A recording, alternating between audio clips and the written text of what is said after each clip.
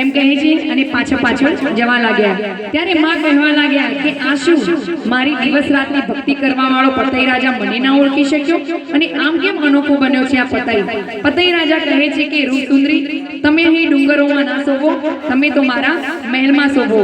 સુંદરી, પાવાગઢનો રાજમહેલ તમારી વાટ જોવે છે। માં પતઈને કહે છે, માગ રાજન, માગે એ આપું। તું કહે તો રિદ્ધિ સિદ્ધિના ભંડાર ભરી દઉં, અરે તું કહે તો ઘોડાની ધમસાણ આપી દઉં, અરે તું કહે તો હાથી ઝૂલતા આપી દઉં, અરે તું કહે તો ગેલું ગુજરાત આપી દઉં। પણ પતઈ રાજા, મને રાજમહેલમાં લઈ જવાની જીદ તું છોડી દે।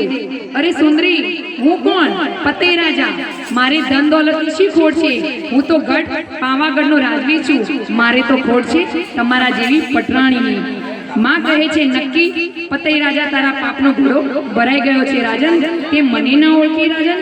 તેમ છતાં પતઈ રાજા માનતા નથી અને માનો પાલો પકડે છે અને માં કહે છે, રાજન કહે છે કે હે રાજન, તે પુત્ર બનીને મારો પાલો પકડ્યો હો તો તારી 72 પેઢી તારી દઉં, પણ તે મારા ઉપર કુદૃષ્ટિ નજર નાખી છે અને મારો પાલો છોડી દે રાજન, મારો પાલો છોડી દે।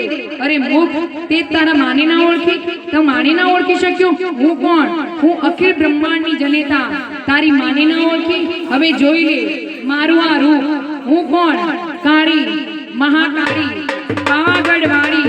અને માં ક્રોધે ભરાય છે અને માં પોતાનું રૂપ લઈને આવે છે અને પતઈ રાજા પર ક્રોધે ભરાય છે।